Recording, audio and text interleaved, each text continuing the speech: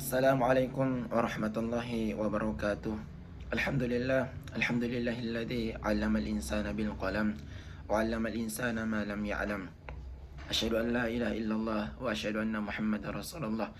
Allahumma shalli wa sallim wa barik ala sayidina Muhammad wa ala alihi wa ashabihi ajmain, amma ba'd. Perkenalkan, nama saya Hendrik M. Saya dari program studi Ilmu Al-Quran dan Tafsir dari Fakultas Agama Islam semester 4. Di sini saya akan menjelaskan tentang tujuan daripada pendidikan yang saya ambil dari kitab Tafsir Tarbawi. Dalam hal ini untuk memenuhi tugas mata kuliah Tafsir Tarbawi dari dosen pengampu Al-Ustadz Mukhrij Sidki. Baik, langsung saja kita masuk pada pembahasan daripada tujuan pendidikan dari kitab Tafsir Tarbawi berdasarkan ayat-ayat tertentu. Tujuan yang pertama ialah untuk beribadah kepada Allah Subhanahu wa taala. Hal ini disebutkan dalam firman-Nya Quran surat Az-Zariyat ayat 56. A'udzubillahi minasyaitonir rajim. Wa ma khalaqtul jinna wal insa illa liya'budun. Dan tidaklah aku ciptakan jin dan manusia kecuali agar mereka menyembah kepadaku. Makna ibadah memiliki makna yang sangat luas, bukan hanya sebatas ritual atau penghambaan kita kepada Allah Subhanahu wa taala, tetapi ibadah juga mencakup bagaimana hubungan kita dengan manusia. Maka dalam pengertian ibadah sendiri itu terbagi menjadi dua. Yang pertama, ibadah mahdoh, yaitu ibadah atau penghambaan kita kepada Allah atau ritual kita dengan Allah. Nah, kemudian yang kedua, ibadah ghairu mahdoh, yaitu hubungan kita dengan manusia atau yang kita kenal dengan muamalah. Ibadah mahdoh yaitu seperti salat, puasa, zakat dan lain sebagainya.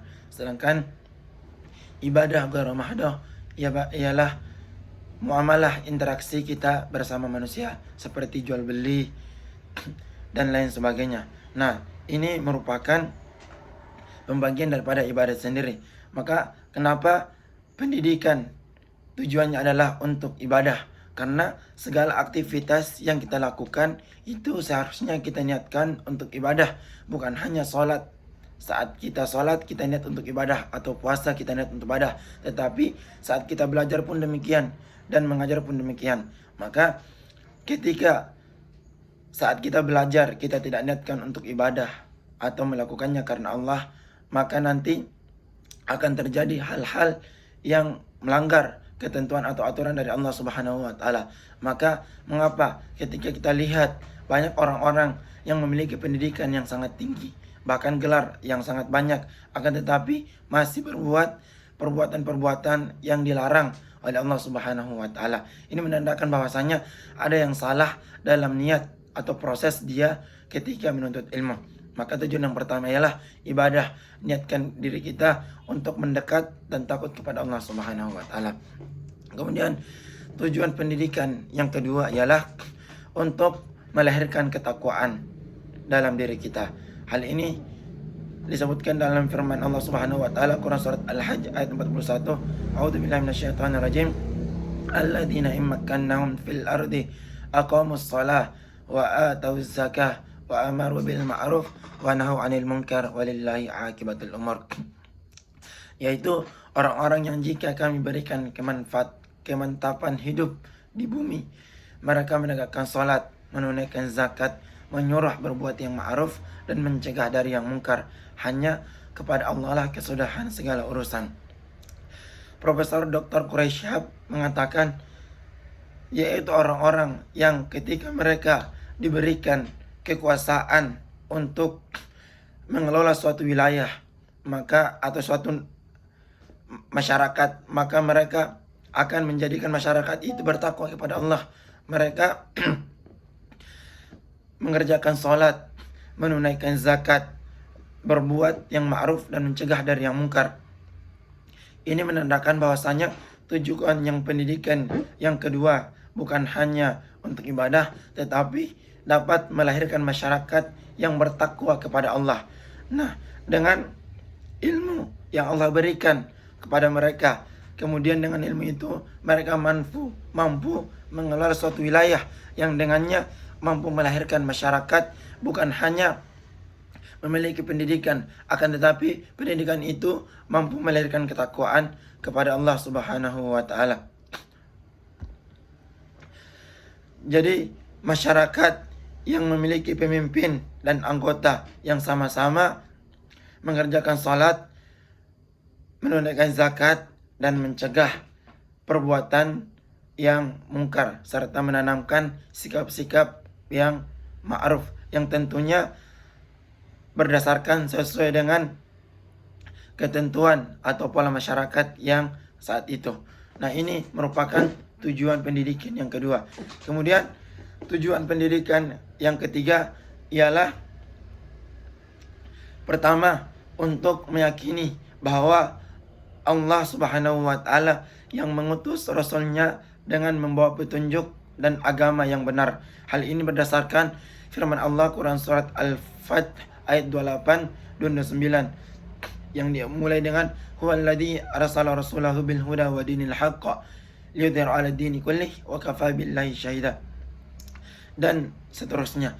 Nah, Ibnu Katsir ketika menjelaskan kalimat Muhammadur Rasulullah yang ada pada ayat 29 dalam surat Al-Fath, beliau mengatakan bahwasanya kalimat ini merupakan kalimat menjelas bahwasanya Allah Subhanahu wa taala mengutus Rasulnya Nabi Muhammad sebagai manusia yang membawa agama atau penjelas dengan benar. Nah, ini dari sinilah bahwa kita tahu bahwasanya tujuan pendidikan berikutnya itu untuk meyakini bahwasanya Allah lah yang mengutus Rasul Nabi Muhammad dengan membawa pengajaran yang jelas dan benar. Ini tujuan pendidikan yang ketiga. Kemudian tujuan pendidikan yang keempat ialah mewujudkan rasa hormat dan rasa kasih sayang sesama manusia. Karena dengannya pendidikan maka akan terwujud rasa kasih sayang sesama manusia. Kemudian tujuan pendidikan berikutnya ialah mewujudkan seorang hamba yang ahli sujud dan taubat. Nah, saat pendidikan itu melahirkan tujuan untuk ibadah, kemudian untuk ketakwaan kepada Allah, maka secara tidak langsung pendidikan itu juga akan melahirkan seorang hamba yang ahli sujud dan taat kepada Allah. Karena sejatinya pendidikan atau ilmu yang bermanfaat, yang melahirkan kedekatan kepada Allah, maka akan membuat seseorang itu rajin ibadah. Baik rajin ibadah kepada Allah Subhanahu wa taala. Nah, ini merupakan tujuan pendidikan yang kelima. Kemudian tujuan pendidikan yang keenam, yang terakhir ialah mewujudkan manusia yang selalu menyenangkan orang lain. Karena manusia yang bermanfaat, manusia yang terbaik ialah mereka yang bermanfaat untuk manusia lainnya. Baik, inilah mungkin sekilas daripada tujuan pendidikan yang berdasarkan dari kitab Tafsir Tarwawi. Singkatnya, ringkasnya bahwasanya tujuan pendidikan yang pertama ialah untuk beribadah kepada Allah Subhanahu wa taala. Ini berdasarkan Quran surat 52 ayat 56. Kemudian yang kedua, untuk membentuk masyarakat yang bertakwa, masyarakat yang dekat kepada Allah Subhanahu wa taala.